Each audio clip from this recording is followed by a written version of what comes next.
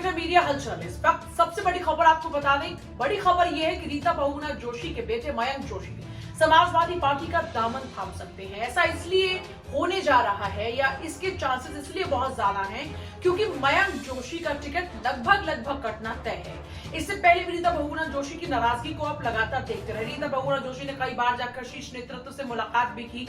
रीता बहुगुणा जोशी ने यह तक कह दिया कि वो अपना सांसद पद तक त्यागने को तैयार है, लेकिन उनके बेटे को टिकट दे दीजिए।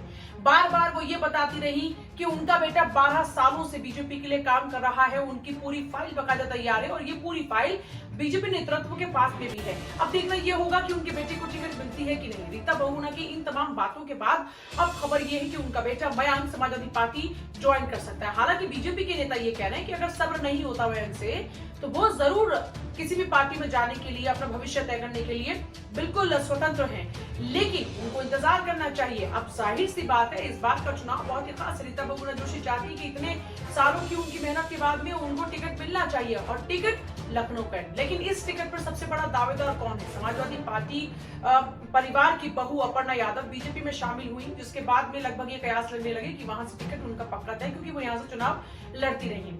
ऐसे में अगर अपर्णा को वहां से टिकट मिल रहा है तो जाहिर सी बात है कि मयंक वहां से टिकट कट रहा है। रीता बहुगुणा जोशी लेकिन अब भी इंतजार कर रही है। रीता को इंतजार है कि उनके बेटे को टिकट मिलेगा और अगर नहीं मिला तो भी वो पार्टी में रहेगी, लेकिन उनका बेटा भले ही अपने भविष्य के लिए कहीं भी किसी भी पार्टी में जाने को स्वतंत्र है। रीता से जब ये सवाल पूछा गया कि क्या अब आप पार्टी में बनी रहेंगी, उन्होंने कहा कि हाँ, मैं चुनाव प्रचार भी करूंगी, पार्टी के लिए काम भी करूंगी, लेकिन जहां तक बात मेरे बेटे की है, उनका बेटा अपने लिए स्वतंत्र है। तो लगभग आपको बता दें कि ये तय माना जा रहा है कि समाजवादी पार्टी का दामन वो थाम सकते हैं और बहुत जल्द इस बात को लेकर डिक्लेरेशन भी होने जा रहा है, यानी कि मां बीजेपी में और बेटा हो सकता है समाजवादी पार्टी में। क्योंकि अभी रीता ये कहने को तैयार नहीं है कि वो भी किसी और पार्टी में अपना भविष्य तलाशेंगे, क्योंकि फिलहाल बीजेपी से ही सांसद रीता बहुगुणा जोशी और अब काफी लंबे समय से रीता बीजेपी के साथ में जुड़ी हुई है और बीजेपी में उनकी जो आस्था है वो बार बार सामने आती भी रही। अब बेटे का टिकट कटने के बाद रीता बहुगुणा जोशी तो बीजेपी में ही बनी रहेंगी, उनकी तरफ से तो यही बात कही जा रही है। लेकिन कहा जाता है कि राजनीति में कोई सटीक भविष्यवाणी नहीं होती, सिर्फ जो तस्वीरें होती है उनका आकलन किया जाता है और आकलन के बिहाफ पर यही उनके लिए सबसे ज्यादा फायदे का सौदा भी है कि बेटे को टिकट भी मिल जाएगा और उनका अपना सांसद पद भी लगातार बना रहेगा।